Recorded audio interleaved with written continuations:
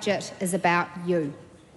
It delivers on the government's belief that life can be better in this country, not just for the voters of today, but for their kids and grandkids too. I think mums and dads across this parliament and across the country want the same thing I do. We want this to be a country our kids choose to grow up in and then choose to live in when they grow up, because it's a place where their achievements will be rewarded and where their dreams can be realised. Yes, the world has thrown us some curveballs, and I recognise that too many Kiwis are doing it tough right now.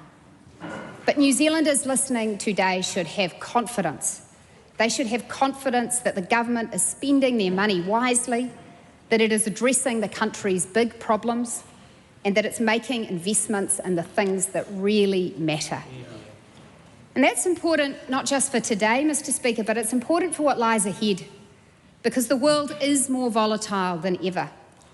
The rules-based global system is under strain. Countries are boosting their spending on defence.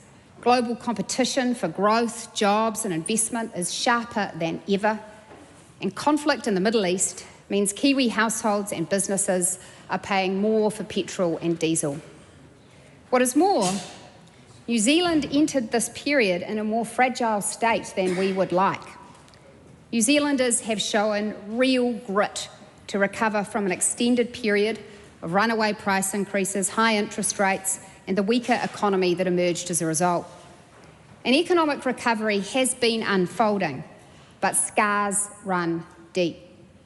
The government is also carrying a significant burden of debt, more than twice as heavy as it was 7 years ago, and with an annual interest bill of $9 billion. New Zealand's sovereign credit rating has a negative outlook from ratings agencies Fitch and Moody's, which is a warning that we must start bending the debt curve down. And New Zealand's population is getting older, meaning the bill for delivering healthcare, New Zealand superannuation and other public services is becoming heftier for our workers to shoulder. Members, the annual cost of superannuation is rising sharply, from less than $20 billion in 2023 to more than $30 billion by 2030. In the next year alone, the cost of super will rise by around $1.8 billion. At the same time, extreme weather events are becoming more frequent.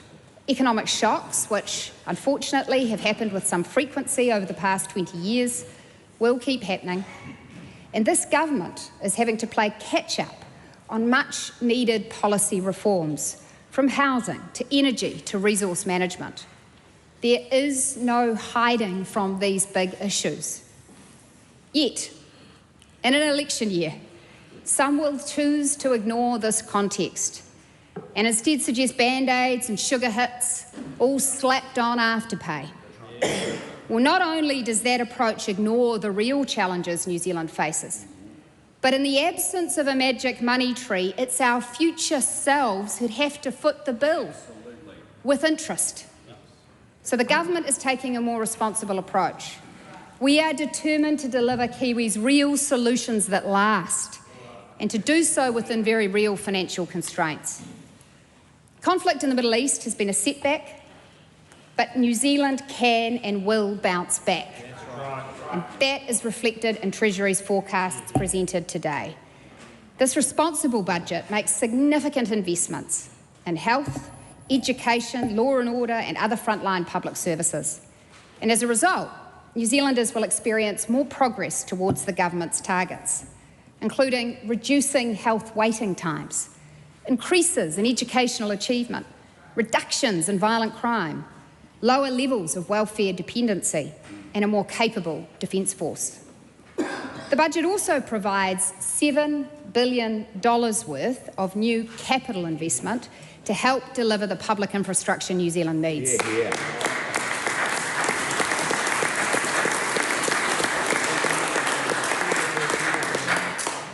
We're making a funding commitment to construction projects like Whangarei Hospital, 10 school redevelopments, the next stage of the Waikato Expressway, a series of state highway resilience projects, a new courthouses for Rotorua, and new police stations in Greymouth and Wanganui.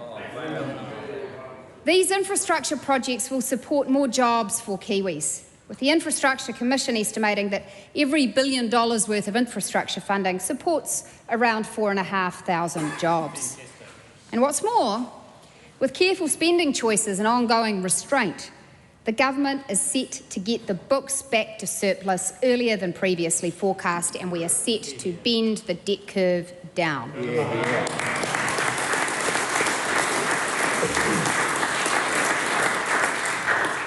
That's what a responsible budget looks like. So, Mr. Speaker, let me turn to the economic and fiscal outlook. A broadening, export-led economic recovery was underway in New Zealand at the start of 2026, with employment and confidence increasing.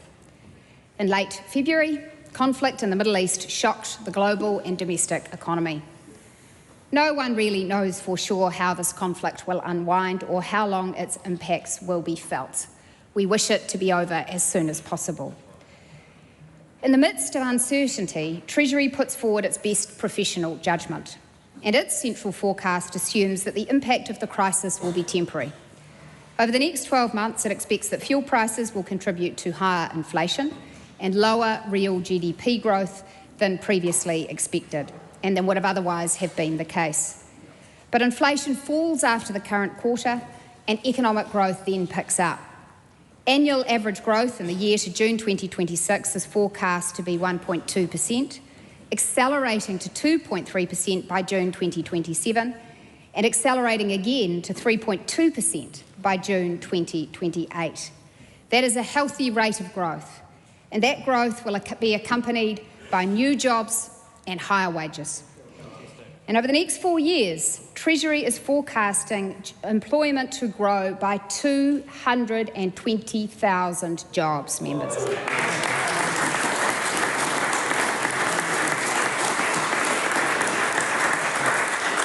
And they are forecasting wage growth to average 3.1%.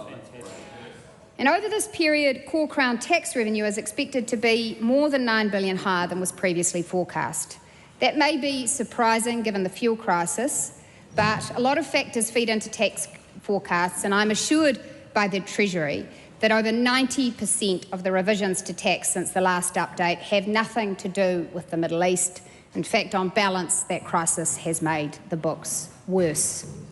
Instead, as a share of GDP, tax revenue rises over the forecast period, but core Crown expenses go the other way. They are initially steady, then fall to 30.3% of GDP in 29-30. The government's long-term fiscal objective, of course, is to get core Crown expenses down to 30% of GDP. Reaching 30.3% by the end of the forecast period, therefore, represents extremely good progress on our fiscal plan, and it reflects the government's disciplined approach to spending. And that disciplined approach is illustrated by the Budget 2026 operating package. Last year, we set an operating allowance for this budget of $2.4 billion per annum on average, which Treasury duly put in their forecasts and which various commentators said would go bust in election year.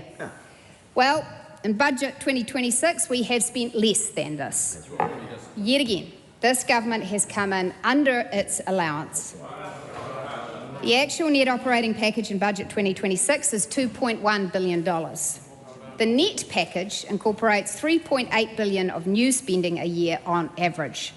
And that's because we've topped up our operating allowance with $1.7 billion of savings and revenue, the main sources of which are already known to members of this House: a fundamental overhaul of the public service, the end of the final year fees-free scheme, which failed, and also I can share with members today Kāinga Ora's reduced construction costs, which, while they continue to increase productivity, have resulted in $368 million of lower operating expenses.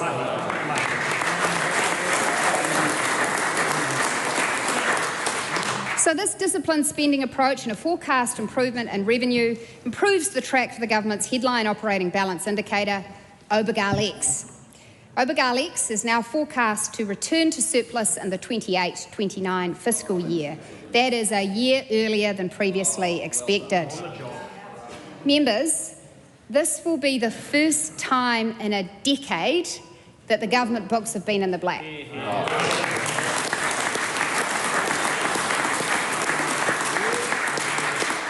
Now, of course, at every update I am conscious that OBGAL-X is the small difference between two very large numbers, and that small differences matter when the balance is close to zero. Forecasts are not set in stone, they can move around, and it takes a lot of work to turn them into reality. And that remains true. But it's heartening to see for the first time that the surplus date is coming forward, not being pushed back, and that at $2.6 billion we have some room to move. The track for net core Crown debt has also improved. Treasury's forecasts show the debt curve bending down, and they show it bending a year earlier than previously expected. Net core Crown debt is forecast to peak at 46.1% of GDP in the 27-28 year, which is lower than at the half-year update in December. It's then set to decline to 44.4% of GDP by the end of the forecast period. And this improvement in the books, members, is reflected in the government's borrowing program.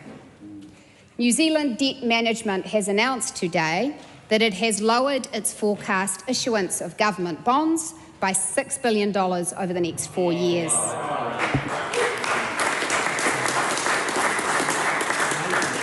This is the first downward revision to the borrowing program since 2021. Mr Speaker, the Budget 2026 operating package is front-loaded, which partly reflects the government's decision to provide temporary, timely and targeted funding to respond to the fuel crisis.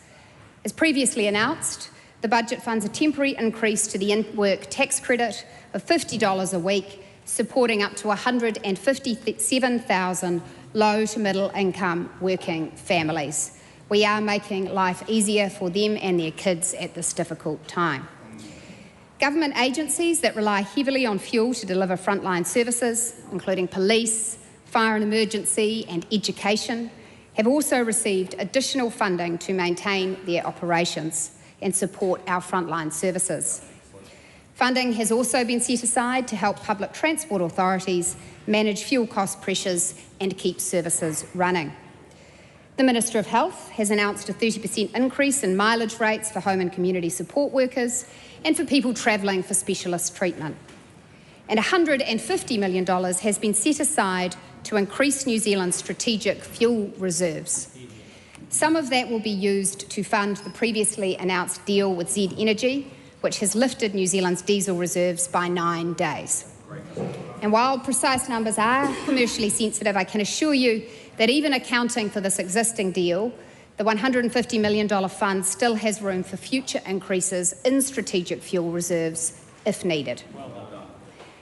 Mr Speaker, the government has also set aside funding of $450 million and a time-limited contingency in case further fuel-related support is required. We join all Kiwis in the hope that fuel prices and supply pressures won't increase further and will follow the forecast by Treasury and come back down. However, it is prudent to be ready for a scenario in which fuel prices could spike or stay higher for longer. So we have created a reserve, much like some households have an emergency savings account. You hope you don't have to dip into it, but if you do, it is there. It is also funded from the operating package, which means if we do have to use it, members, it won't add to forecast debt. Mr Speaker, boosting New Zealand's security and resilience are major themes in this year's budget. New Zealand faces the most adverse and contested geostrategic environment in the past 80 years. And while we cannot control the actions of other countries, we can ensure we have the capability to defend and advance New Zealand's interests. Last year's budget funded the first year of the Defence Capability Plan, including a capital pre-commitment of $1.6 billion. Budget 2026 funds the second year of the plan, which includes extending the operational life of the Anzac-class frigates and HMNZS Canterbury, acquiring new drones, building modern housing for our servicemen and women on military bases. They deserve it.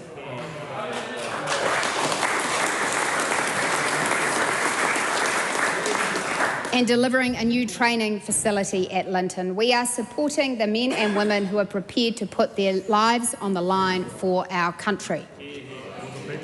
And our capability plan provides funding to increase Defence Force numbers and key occupations and to retain our existing staff. It provides a $156 million uplift for our intelligence and security services. And it boosts New Zealand's aid program, providing $110 million to increase development and humanitarian assistance here in our backyard in the Pacific and Indo-Pacific regions.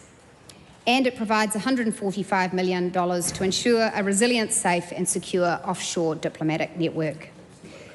Mr. Speaker, New Zealand is subject to severe and unpredictable weather events alongside other natural hazards.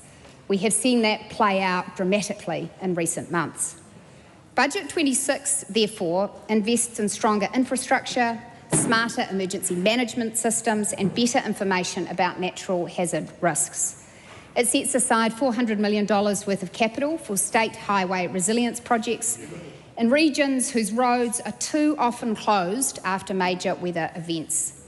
The government is making the responsible choice to strengthen roads before they fail, rather than repeatedly paying to rebuild them afterwards. And the projects include, members, resilient improvements on State Highway 2 through the Waiaweka Gorge, State Highway 3 through the Awakino Gorge, State Highway 25 through the Coromandel, State Highway 60 over Takaka Hill, State Highway 6 between Cromwell and Kingston and between Haast and Hawea, and State Highway 94 between Milford and Tiano. The budget also provides a capital contribution of $1.8 billion for a new road of national significance, the Cambridge to Piariri Expressway.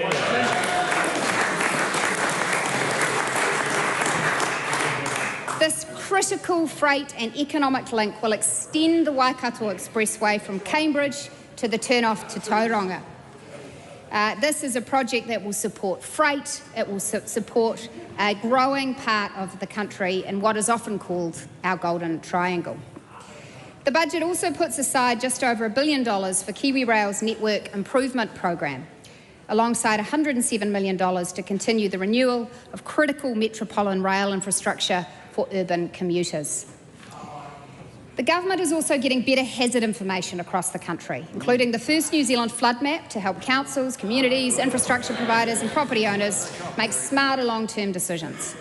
The budget also provides funding to help develop more cost-effective ways for the Crown to manage its own infrastructure risks and reduce costs to taxpayers.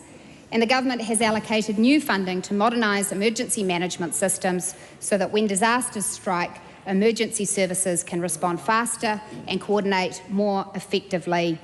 Mark Mitchell has been their champion.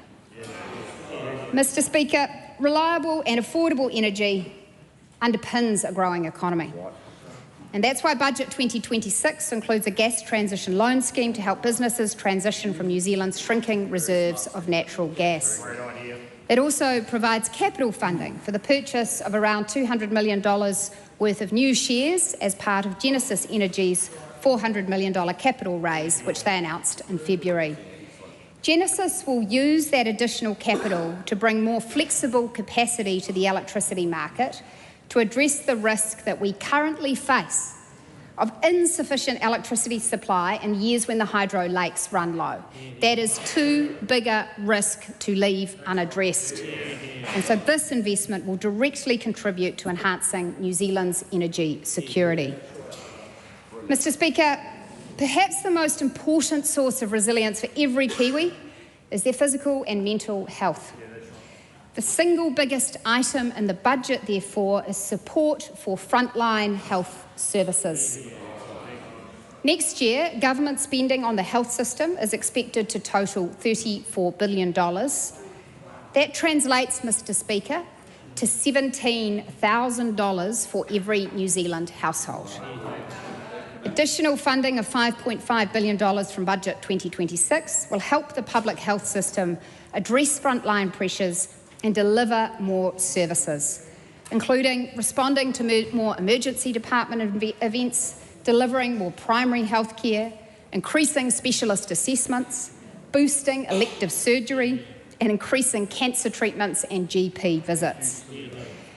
Mr. Speaker, Simeon Brown has been a champion for a number of targeted health initiatives as well, alongside our coalition partners. They include a nationally coordinated specialist paediatric palliative care service for families facing possibly the hardest thing, a boost for ambulance services, more funding for forensic mental health services, and an ongoing funding increase for Pharmac so they can purchase more medicines. The starting age for free bowel screening will be lowered once again under this government from 58 to 56.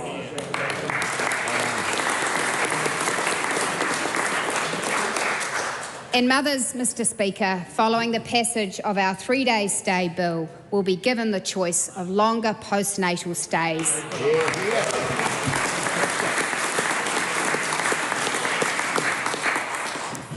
The Health Digital Investment Plan will also receive $300 million for priority projects, critically including strengthening cybersecurity across New Zealand's health system. And Budget 2026 also commits $682 million worth of capital funding for investments in our health infrastructure plan.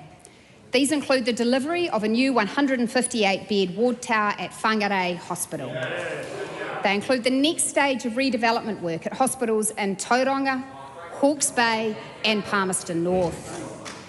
And our infrastructure plan also funds the purchase of land for a future new hospital south of Auckland.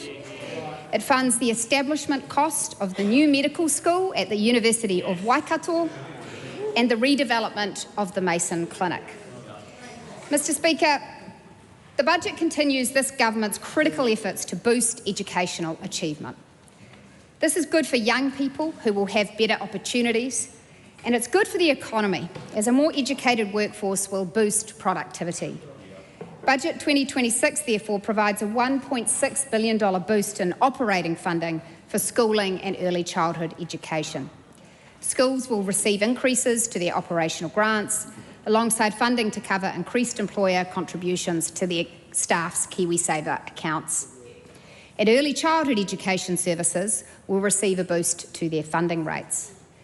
There are targeted new investments to support Erica Stanford's plan to increase the reading, writing and math skills of every child. But most importantly, this budget invests in secondary education, including measures to strengthen teaching and learning, to raise student performance and to roll out a refreshed secondary curriculum and new national qualifications. We are leaving NCEA behind us.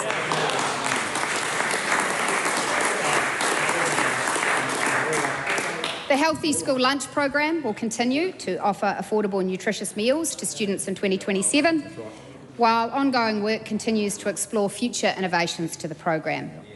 Budget 2026 also allocates a significant $470 million package of capital funding to redevelop up to 10 schools, deliver up to 232 additional classrooms, and purchase land for new school sites in high-growth areas, including Queenstown. Mr. Speaker, this budget ends the failed fees-free scheme for students in tertiary education. Fees-free did not increase enrolments, it did not increase completion rates, and it especially failed those from low-income backgrounds. The money from fees-free will now be put to better use, delivering frontline public services, strengthening our compulsory education system so that more kids get the chance to participate in tertiary qualifications because they have the reading, writing and math skills to do so. And this budget takes initiatives to better prepare young people for trades and other vocational education. I want to acknowledge New Zealand First, and particularly Minister Jones, for proposing and championing this policy.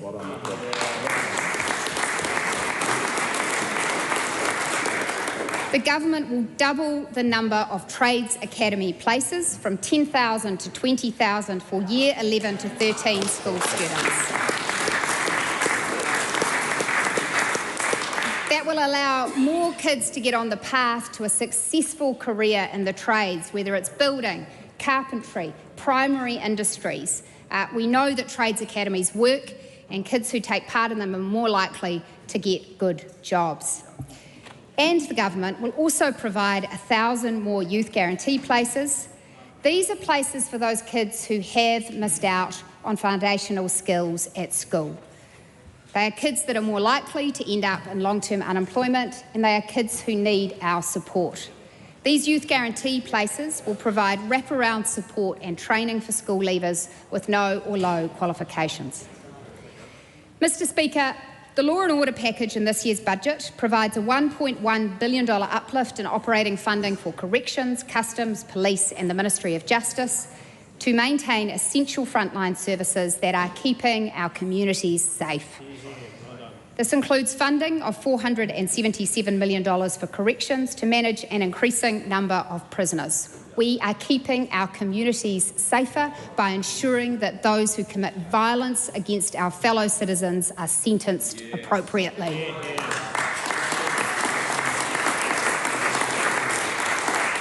The budget includes a $50 million funding boost for frontline policing and an investment to replace police's end-of-life automated biometric identification system. To advance the government's firearms reforms, the budget provides funding to establish a new independent firearms regulator, Firearms Safety and Education New Zealand. And Budget 2026 provides capital funding of $100 million towards the construction of a new High Court, District Court and Māori Land Court in Rotorua. And it funds badly needed new police stations in Greymouth and Wanganui.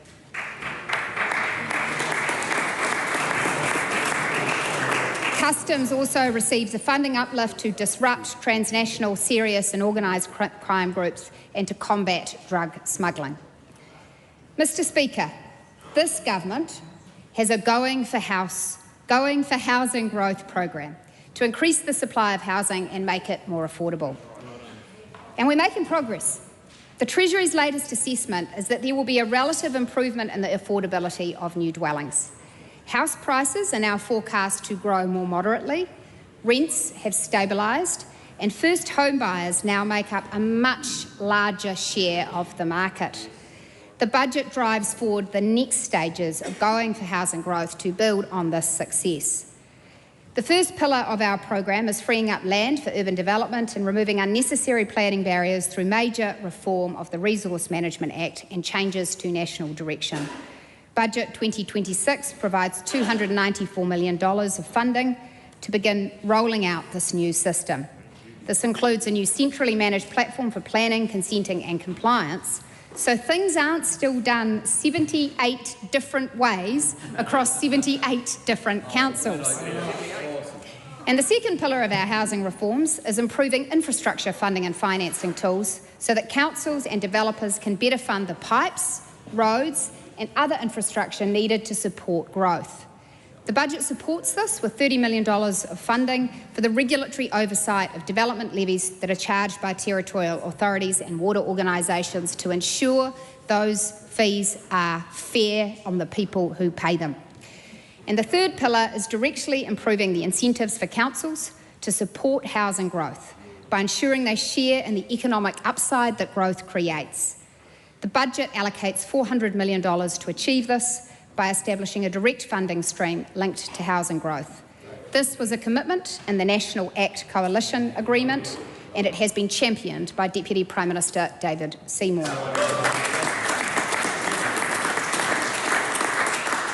The budget also progresses reforms to improve the fairness of housing support for low-income tenants. Right now, people in similar circumstances but living in different houses, one owned by the government and one not, can receive very different levels of financial support and security of tenure. Budget 2026 includes a package that reduces, but by no means eliminates, that wide gap in support. It increases the amount social housing tenants pay towards their rent from 25% to 30% of their income, And at the same time, it increases maximum accommodation supplement rates across the country so that lower income private renters get more help. This package is broadly fiscally neutral. It's about rebalancing support, not reducing it.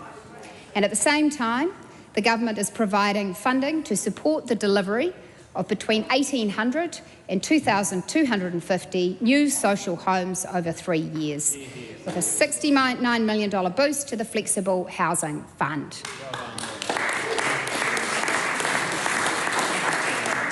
The budget also continues our efforts to reduce dependency on emergency housing, which was a scourge under the last government, and includes $22 million invested to reduce reoccurring emergency housing needs. And this initiative will more than pay for itself through savings and otherwise costly motel bills. Mr. Speaker, this budget boosts funding to support New Zealanders in need. Budget forecasts show several thousand fewer New Zealanders on job seeker support and sole parent support benefits in the coming years. That is a great thing, and it is part of a deliberate effort by this government. Our budget includes funding of $93 million for additional case management and assistance to support sole parents into work. That is the upfront cost, but the initiative is expected to deliver net savings of $97 million as more sole parents move from receiving a benefit to having a job. Mr. Speaker, that is good for those mums and dads, and it is great for their kids and their future prospects.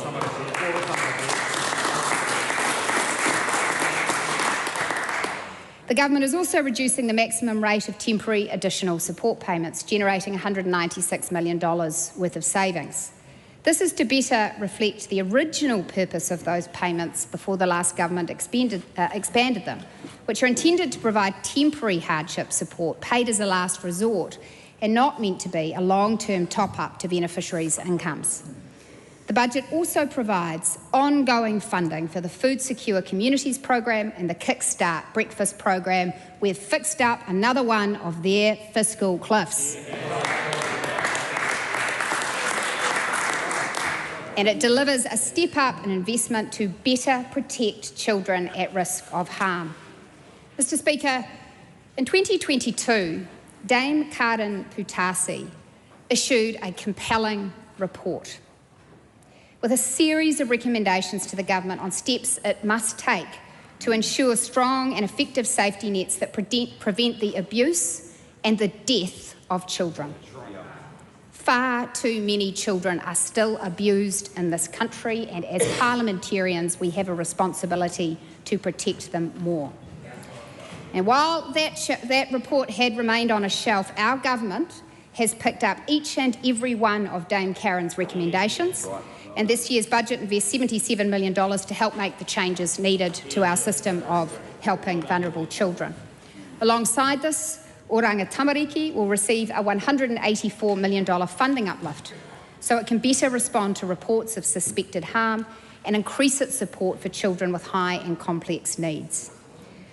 Finally, Mr. Speaker, Budget 2026 provides funding of $36 million to introduce a version of the Super Gold Card that can be used as an accepted form of primary identification.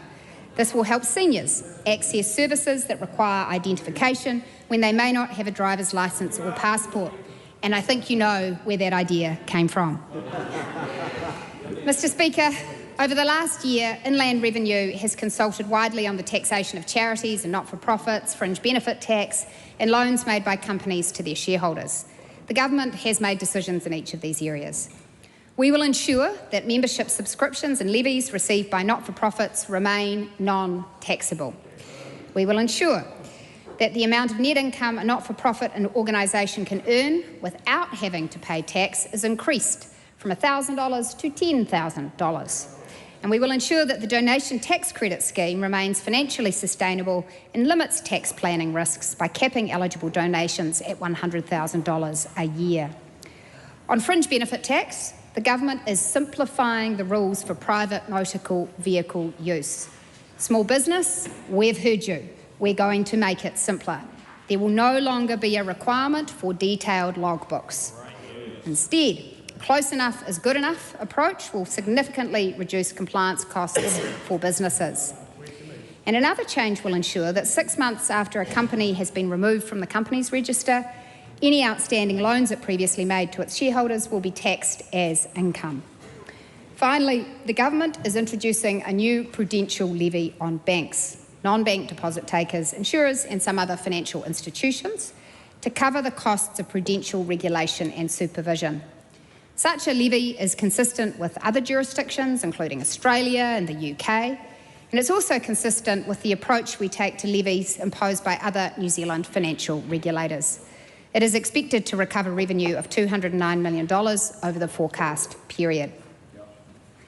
Mr. Speaker, in closing, while I have the pleasure of delivering this speech, the budget is 100% a team effort. It reflects the efforts, late nights and extraordinary skills of talented New Zealanders, including those in the public service and in our ministerial offices. Most importantly, the budget reflects and demonstrates what it is to deliver strong, stable government. The Budget Minister's team includes Associate Finance Ministers David Seymour, Shane Jones and Chris Bishop.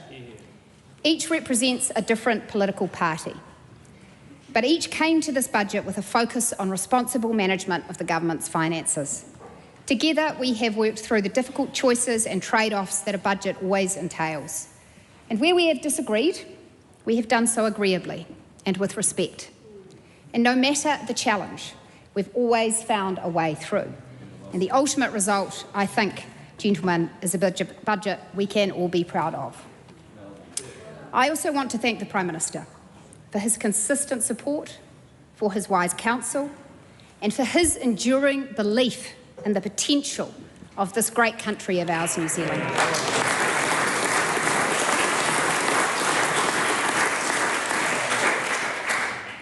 And finally, Mr. Speaker, please let me acknowledge the support of my own family who are watching from the gallery today.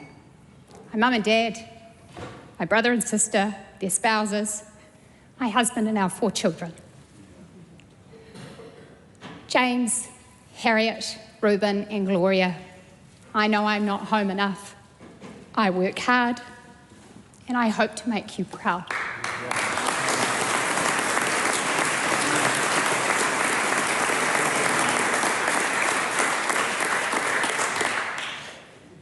Mr. Speaker, New Zealand has a great future ahead of it. The government's disciplined management means Kiwis can look forward to a growing economy, effective frontline public services and increased investment in the things that really matter. We can have all of that and a strong set of books too. Thanks to our care with public money, the government's books will return to surplus a year earlier than previously expected. But none of this, colleagues, none of this, members, can be taken for granted. Delivering these results requires New Zealand to stay the course. Now is not the time for promises of reckless spending and big new taxes. This budget shows that the government's program over the past 2 years and a half is making a difference. We are securing the future, and Kiwis can look forward with confidence. They just need to choose it. They just need to vote for it. Mr. Speaker, I commend this budget to the House.